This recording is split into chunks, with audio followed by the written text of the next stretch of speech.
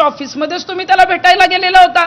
तुम्हाला मंत्रीपद पाहिजे होतं म्हणून मंत्रीपद मिळावं यासाठी सुद्धा भविष्य बघायला तुम्ही खरातच्या कॉलेज रोडच्या ऑफिसमध्ये गेलेला होता.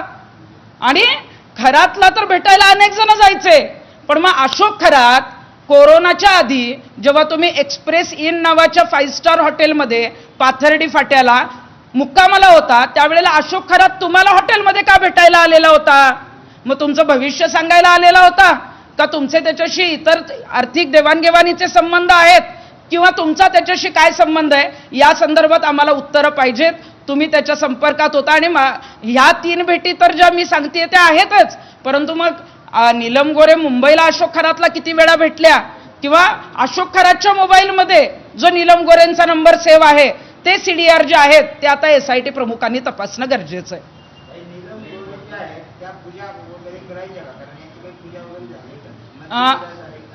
नीलम गोरे आपण बघतो की अनेक वेळेला अंधश्रद्धेच्या बाबतीत बोलत असतात, आवाज उठवत असतात. अनेक प्रकरणात जे आहेत त्या स्पष्टपणे जे आहे ते मैदानात सुद्धा उतरतात. परंतु जिथं अंधश्रद्धा किंवा जिथं हा जो अशोक खरात आहे तो कशा पद्धतीनं विकृत आहे हे कदाचित त्यावेळेला त्यांना माहीत होतं का नाही माहीत नाही, परंतु आत्ता जेव्हा माहीत झालं त्यावेळेला नीलम गोरेंनी आवाज का उठवला नाही?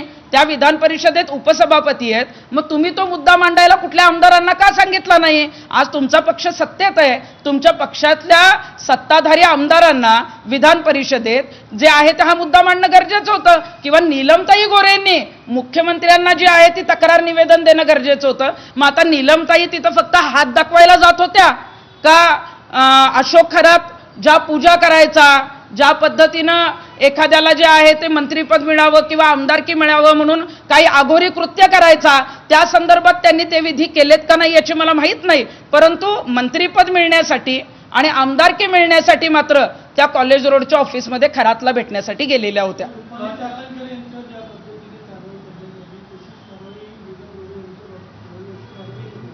रुपाली चाकणकरांचे अनेक व्हिडिओ बाहेर आले, अनेक फोटो बाहेर आले. त्यांनी ज्या पद्धतीनं एका पत्रकारावर दबाव टाकला त्या पत्रकाराने जे आहे ते SITला स्टेटमेंट दिलं आणि असे अनेक पुरावे मिळाल्यामुळं जे अशोक खरात प्रकरणामध्ये रुपाली चाकणकरांची चौकशी झाली होणार आहे, त्यांना समन्स येणार आहे. परंतु मग ज्यांची नावं आली नाहीत ह्या महिला नेत्या ज्या उच्चपदस्थ आहेत, मग आता नीलम गोरेंची चौकशी का करू नये? नीलम गोरेंनी हे का लपवलं?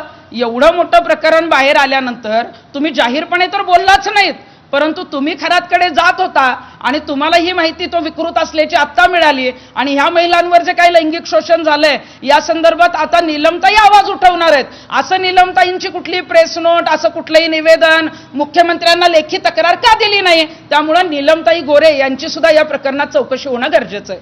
किती दिवसांपासूनचा त्यांचा संबंध आहे?